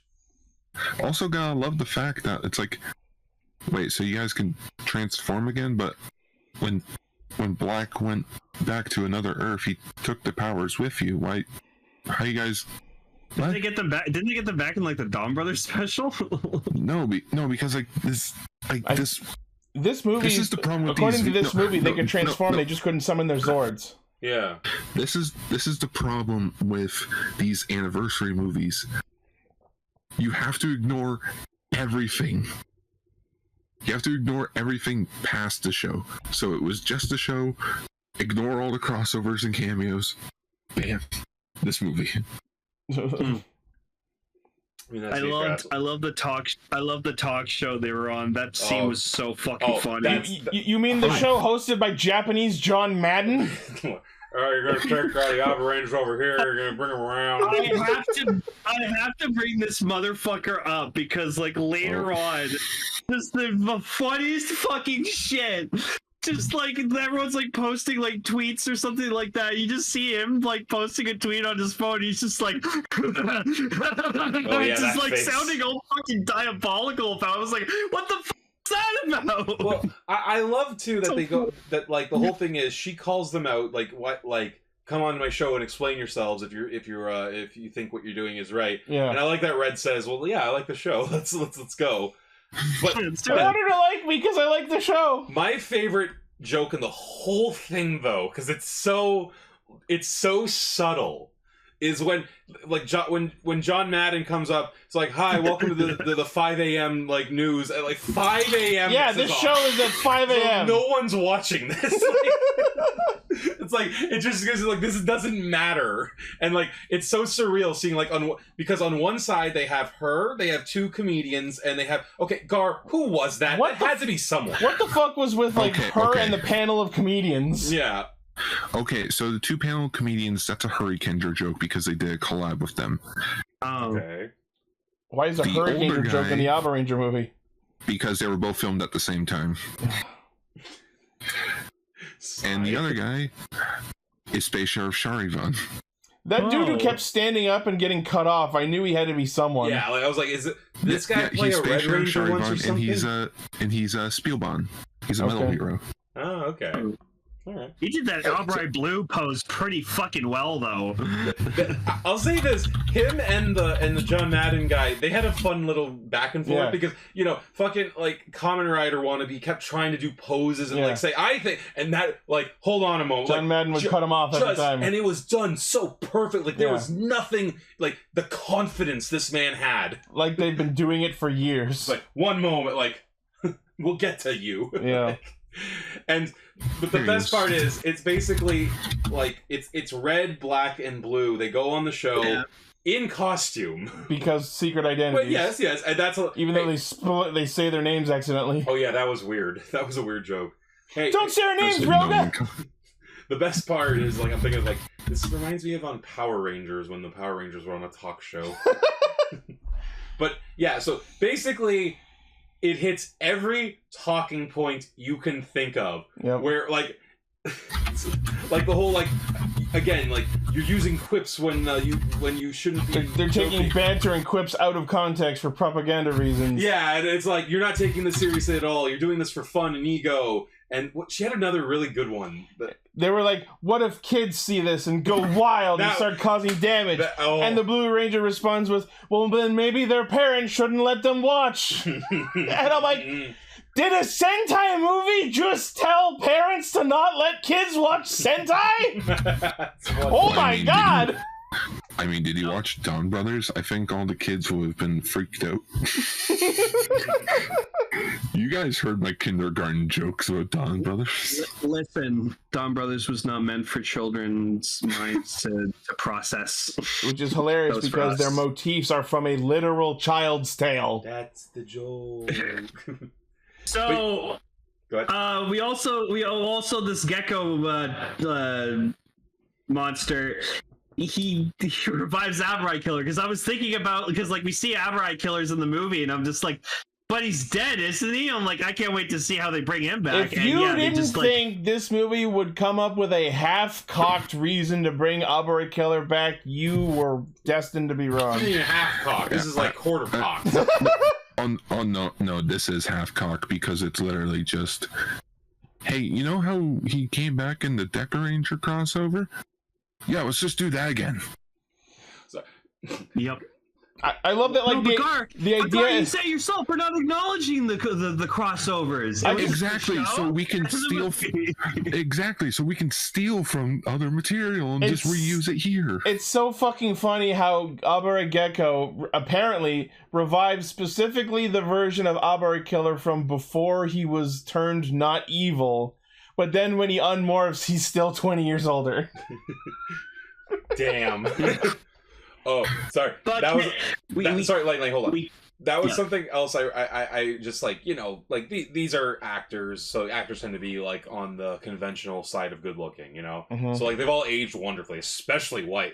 Like, holy crap, that guy's handsome as fuck, right? But that reminds me of another thing she was bringing up when she was like, "This, look at this." Only one of you is a woman. Like, oh yeah, like she starts bringing up like gender equality and like. And my favorite, though, was her saying, like, and by all accounts of what you look like without your helmets on, you're also very attractive. That's beauty bias. Ichi, what's the quote? What's the quote from Sword Art Online: The Bridge? Oh, from which the one? First episode, it's like, and I've revealed you all to be your true selves. A lot of young 20-somethings. Good for you. Except for you, fatty. Way to bring down the bar. But yeah, like, the way that scene, that conversation goes off, where it's like, you only have one woman, and you're all beautiful. It almost felt like she was jealous. I mean, maybe that's the joke, but like... But then we come to the actual reason she is hating on them so hard, and it is the most stupid, contrived... self-indulgent bullcrap I've ever fucking heard of. I don't think so. I think so. No, it's bullshit. So the reason that this popular influencer is launching a propaganda campaign to completely take down the Abarangers. Let's call it what it is. Cancel the Abarangers. Yeah, she's trying to cancel the Abarangers. That's the name of the episode. Because when she was in 4th grade, her classmates peer pressured her into leading a dance group to do the Abarangers ending dance. She was ass terrible at it and got embarrassed. So because of that, she made it her life's mission to become a successful enough influencer in case the Abarangers ever came back. So she could cancel them on Twitter. That is a pretty that is a pretty good plan. I don't know. Yeah. No, but after she got like laughed at and stuff like that for like being a shitty dancer for that song, she was bullied for it. I don't think she was. I think she just but they said she was bullied. No. That's what Blue said. Blue said, and you were bullied over the years over it. She misinterpreted them laughing at her as being bullied. Yeah, I think that's what happened. Even the teacher was laughing, which was pretty funny. Yeah. Actually, it's like it's like when you're a kid and like say like you secretly like Milo Pony or something like that, and so like you got your mom or your parents or something to like buy you like a Milo Pony doll, and you secretly keep it in your bag or something and keep it for like comfort, and then one day like one of your classmates accidentally like you knock your bag over or something, and then like one of your classmates picks it up and it's like, oh, what's this Milo Pony? But that's for girls. Hey everyone, look, we just got Milo Pony, ha! And then you get so embarrassed and bullied by it that you just kind of resent and hate My Little Pony. Yes, I agree. Not to the point that you'd want to get My Little Pony canceled, but shit like that stays with you for a long time. Lane, it's okay. Lane, we all no one faults you. Why? No, but then like you guys like, oh, this is really stupid. That like she fucking hates the Abarangers over this one thing. Yeah, because something that they had an involvement with. Lane, I think it's more like it's stupid, and that makes it funny because I think the point is to be making fun of her, you know, like this idea of like her carrying that, and also Lane, that was a little too real to make me think you just made that up. Yeah, that story felt absolutely premeditated. Something you want to get off your chest. All right. Number one. Was it Pinkie Pie? Number one, to talk to Lane quickly. Good. Cry. Number two. Yeah. The reason why this doesn't work. Yes, the ending was never a real thing in the show. Yeah, I remember that. Well, okay, the ending song is just the ending song. It's not something that it's not brought up in universe. Maybe they marketed it after the show. Tell that to Ninja. Yeah, Ghostbusters style. Yeah. Gar, I don't think that really matters in that sense. Like, this movie is not meant to be taken seriously. Yeah. I stopped giving a shit half an hour ago before this point. Like, I just love this idea though of her like that. Like, okay, because you know what it reminded me of, and maybe this is why I just laughed at it. Like, I'm sorry, that felt real 2000s The Grinch. Like the whole class laughing for the stupidest reason. Like, and then they bought her a razor. Yeah. and then she like went to like climbed up the goddamn mountain and said, "I'll cancel those Abarangers." I'll cancel you, Abare Blue Who. Okay, so basically, eventually we find out that the Gecko's fucking plan is he wants to make the Earth not inhabitable for humans, but habitable for his kind.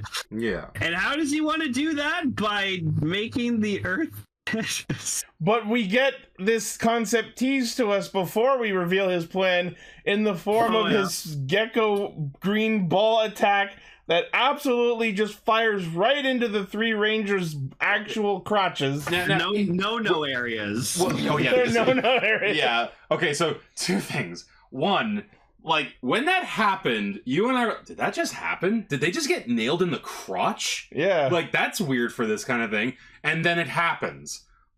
Oh, I gotta piss. Like, and Gecko even says, I actually kind of like this. Maybe this was just a subbing thing, but he uses really scientific language for it. He says the thing I shot, it's diuretic, which if you know what that means, oh shit, that means all the moisture is gonna leave their body. Yep. Oh. Yep. How do you do that easily? And then later, what's his plan again, Lane? Like his ultimate plan? To make the Earth piss all and he water uses the outside. word, again, maybe this was just the subs, he uses the word miterate, which literally just means urinate. Yep. So, like, there's no, like, what's happening is happening. No. Thankfully, Abare Black lets us know that apparently if you piss in the suits, it breaks everything down at the molecular level. I can't believe we are at a point in the Super Sentai series where we have established that the Super Sentai suits have a built-in function to filter and dispose of human piss. Oh, all I was Did thinking you not about was think the scene from Iron Man 2 when Tony's just like, a lot of people ask me is, how do you go to the bathroom in the suit? No one in Just Sentai is Tony Stark! But Maybe Yanma. But here's the thing. Look, these are the questions we don't think about, but when you think about it, it's like, you know what? That actually makes perfect sense. Like, based on what, like, the thing is, like, these fucking suits are not just literally costumes in canon. They're meant to be these super advanced, like, so I actually can believe that. You know what it reminds me of, honestly? Dune. In Dune, that's the point of those suits, is like, you're supposed to piss them, so like, it gives you more water. You turn your piss into like fresh filtered water. Yeah. Like in Waterworld? Literally. Oh yeah, like Waterworld. But yeah, so like... so they piss themselves in the suit, and then it like, you know, dissipates into the sky. And before that, Lane. Before that. Sorry, I'm sorry. The part I love is like they do that like zoom shot where it's like, okay, we're gonna do it all at the same time.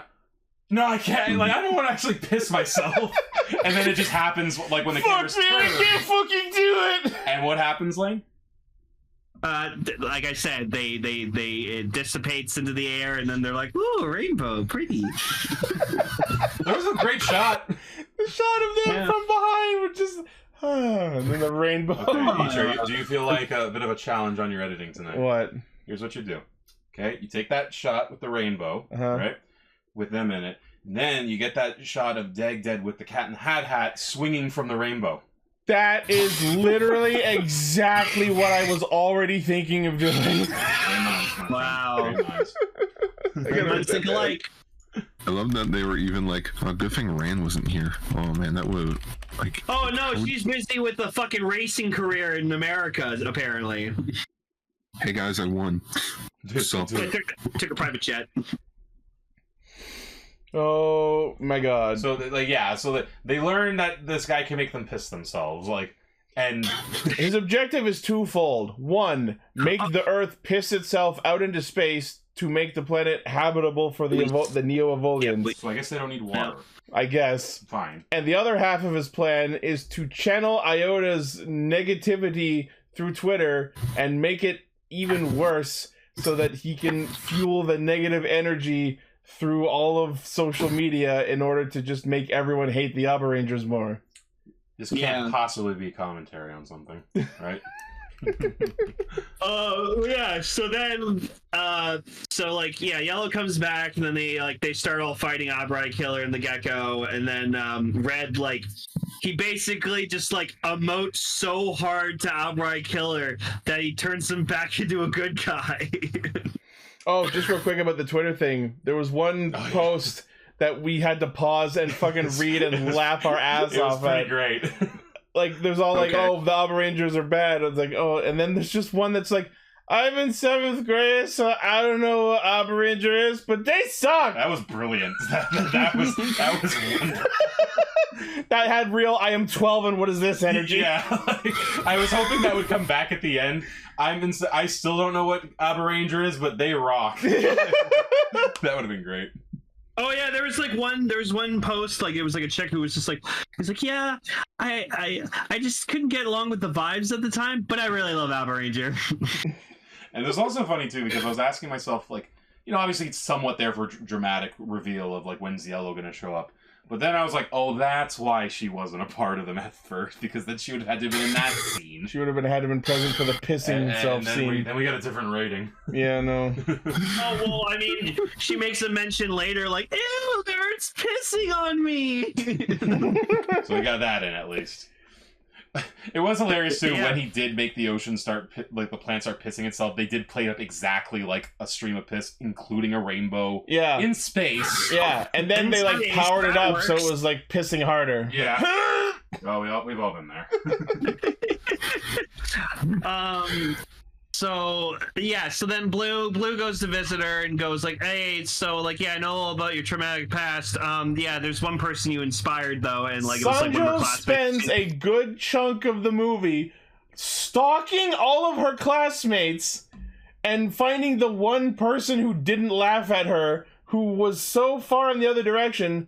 Your dancing was so terrible that it inspired me to become a dance instructor. Do you know what would have made that scene so much better if they had done it like this? I thought this is what they were going to do. Where, specifically because she brought up, what if kids copy you? Yeah. Right? I really thought they were going to kind of play it a little serious there and be like, you know, I wanted to be like one of you and I punch someone really hard. No, like for real. You could have done something with that. Or if you wanted to be a farce, you do what they did in South Park. You do it when she's dancing. Her shoe flies off into the ceiling, brings down the whole thing, and kills 10 kids. Like, I was literally thinking the exact same thing when I was watching that movie. I was thinking of the Butters tap dancing thing. I thought Sanjo was going to show up at Iota's apartment with her entire class. Yeah, that's what they were. And tell them, we promised we weren't laughing at you. Don't be such an asshole. We were laughing with the teachers there too. For you. There goes Squeeze and say, how do you do? I fucking love that stuff. That's the South Park episode. Yeah. I'm gonna transform into Abaranger for you. So of course, since this is like a 20 years later movie, they probably don't have the mech anymore. They had to find a way around not using the mech. So it's unfortunate because most of the dinosaurs was the majority cast. Before we even get to the actual stupid onomatopoeias. Before we even get to the actual fucking combat at the end of the movie, so the way that we start turning the tide away from this monster who's using the power of piss and Twitter for evil. Don't we all? After Sanjo brings the one friend who was on Iota's side about her bad dancing, what does Iota and the friend do? Further cementing that this is absolutely commentary on cancel culture, they make an apology video. Ooh, sniper wolf. So I made a mistake. Topical. And then they proceed to dance on live stream on Twitter while the combat is happening, and she's still ass at it. That was kind of cute, though. Don't worry about it, Decker. Don't worry about it. It's fine. So yeah, they do the apology video. They sway the Twitter users back to the side of the Abarangers. Even John Madden's on their side now. And he's like, "Oh, Abarangers, you gotta go on the left, and then you gotta go to the side." Well, you plug on the popcorn machine. If he had spoken like that, like. So yes, we get the morph, and then as they're doing their fucking roll call, apparently it was a bit in Abaranger where Abare Killer would interrupt Red's roll call, so he gets him back by fucking tickling him. Mm-hmm. Yeah, because when they had their first fight, like first solo fight, Abare Killer just straight up went, "I have no time for your fucking roll call bullshit." Slices him. Oh my god! Roll call shout. He's like, savage. He's literally mean. He's even the same color. Yeah, I gotta say, like, I feel like I haven't seen Abaranger, but I feel like this was a good, like, had a lot of like fun, quirky callbacks to the show. Gar, I'm assuming. It sums up Abaranger of it being okay. Bad shit. Oh, this was earlier in the episode. Actually, like when just Red and Blue try to do the they try to cannon. Form their buster or whatever. Like, that was a good joke. Shit, we don't have yellow. And then he pulls out a copy with it fully assembled. Wait, didn't someone also just pull a gun on someone at some point in this? Like, just I don't know. Or no, maybe I'm thinking of something else. Anyways, but yeah, so they morph. We get the fight. We get to see Super Dino mode. And then it's like, ah, shit, I forgot they grow giant. What do? We don't have the Zords anymore. Toei had to get rid of them. It's simple. We channel the power of Twitter, but for good this time. What? Oh no, Spirit Bomb. Super Abare Max. Do you know what it is? This is what Elon Musk wishes was happening with him. That like people would just love him through his. Elon Musk wishes he was wearing that suit. Elon Musk wishes he was this cool. He just wants them to all like send him their spirit energy so he can use it to destroy an asteroid. I don't know what's on in his head. You know what? The Abareno suit still exist. Okay. They just couldn't come up with an in-lore reason for it to be used. Here it was 2 years ago. Oh yeah, when when Stay Caesar did the thing. Well, maybe they made it. Yeah. Oh yeah, they're just right there. Couldn't tell you. Maybe it's just a thing of like it mannequin. I will say though, the way Cho Abare Max did the fucking Zord spirit attacks was actually pretty fucking badass. Yeah, that was cool. Straight, especially the Terra one. And coming right off of Kingohger. Yeah, like that was interesting. Oh yeah, he did basically the same thing the Kingohgers just did. What'd you say, Lane? Oh, I was just saying, like, I like the Abare Max suit. It's great. Yeah, I like the symbol in it a lot, like with the combination of the colors. Yeah, like it's not it's simple, but it's also kind of neat. I think. I was like just loving the Baraki attack when like extended the neck and they're all doing their thing, and I actually like too when they're talking to their morphers like friend. Hey, it's good to see you again. And I like the little interaction between Killer and his thing. Still call you human. I was just gonna say the Max reminded me of like the final form from Zyuohger. Oh yeah. What happens when a gorilla and a bird get it on? And a whale. Half eagle, half gorilla, half whale. Eagle, gorilla, whale. It's so simple. So yeah, they finished. Glad we didn't get the verbal tics a whole lot. They finish off Abare Gecko, and then oh no, Makoto has to die again. Oh yeah, you know what though? I was actually legit okay with that because I was like, you know, they always say like death shouldn't be cheap. Yeah, and the only saving grace for me would have been okay. I guess it has been 20 years. Okay, after 20 years, you come back from the dead. Okay, fine. Yeah. But no, he's dead.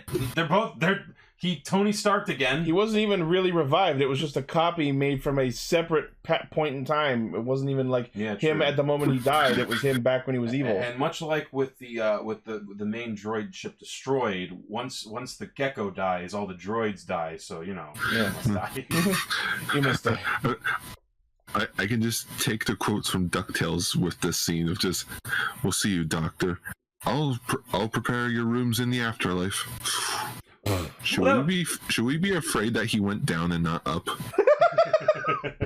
You don't pass through fire to get to heaven. I think your grandpa went that way. I actually did I was really hoping that would end with because like he says we'll see each other again, and I think it is meant to be a nice like moment in this bit of comedy. I was really hoping when he said we'll see each other again, just put his hand on his shoulder real soon. It's been 20 years. Let's see. You're getting up there. We'll see each other again. Looks at the camera. That goes for you too. That goes for you all too. Yes. One day, no one beats the Reaper, guys. Like, yeah, you got it. What's Oh, wasn't there a moment too where the Gecko like looked at the camera when he said something? I don't know. Like he said something really. There was something where he was like saying something that was very meta. I think about like Sentai in general, but I don't know. He just looked right at the camera at one point. I swear. The Abare afterlife. So yeah, Mikoto resumes being dead. We get to see the fucking telephone crocodile again temporarily. Thank God. Also, I wanted to mention. Actually, no, I think I mentioned already about who his secretary was. Yeah, you did. Yeah, I said. You didn't mention how you liked how he spoke by the actor having to actually move it. Yeah, the fucking crocodile monster talked, and you could see his hand moving the lower jaw of the crocodile face. That was just a thing of like the suit's 20 years old. The jaw can't hold its own weight anymore. Fair enough. We didn't feel like setting up a puppeteering mechanism. Yeah, just to do the thing. But I laughed my ass off when like Somai shows up, the person that he's like been like an awkward conversation with, and she cut off the phone conversation at the start of the movie, so he thought that she was angry at him. That's his niece. Okay. Yeah, it's just like little. Yeah, that's the niece they took care of. So he thought she was angry at him. Niece, so he thought he harassed her. Yeah. Oh no! What kind of harassment is this? It's don't care harassment, where you're not invested enough in the conversation. What will they think of next? So like he, just to pedal back quickly into the show. So her parents died, as they do, and he took care of her. So like, despite being him being her actual niece. Yeah. Okay. She sees him as her dad. Oh, okay. So he's like the first ever like foster dad ranger. So you're saying it's -1? Yeah, it's like -1. It's like -1. But I love everything comes back to -1. So she shows up, and then it looks like they're about to end the movie with her angry at him. Yeah. And it's like, we'll be back for some family counseling after this ending dance. Could you imagine if you went to go see the Avengers 5, and at the very end, like, what? Jane, you're alive, and you're accusing me of something. What's going to happen? Find out at the end of the credits after we play the song of the Avengers. Find out in the post-credits. Oh my god. That was a thing that they did in the show. Well, no, I get they have like a dance number in these movies, but like... No, I think the gimmick of, oh no, what's going to happen? Oh. It's immediately resolved. Oh, You just have to wait. Yeah, So again, it's like South Park. That was a show thing. Yeah. What? But yeah, like the ending dance plays, and then it's like, no, I'm not mad. My phone died. Dirly, Whoa! And then it literally... And then it literally, like, does freeze frames. Oh, weird ending. Abarangers! So, this was hilarious to watch. Yeah. Like, I, fully was in, laughing at it, with it, whatever. I was laughing. All forms of laughing. Very entertaining. I had so much fun with this movie. My jaw was on the floor a lot of the time. Yeah. Like, what the fuck are we doing here? Is this actual commentary on Zoomers and cancel culture and social media? And, okay... In this Super Sentai show for 10-year-olds? Well, that's the question, though. Technically, it's for the adults. No, I know. It's That's because what I this mean. movie was for the it's just people who watched Sentai 20 years ago. And that's what I like. That's what I gotta say actually about this, and I'll include the Hurricaneger movie in this as well.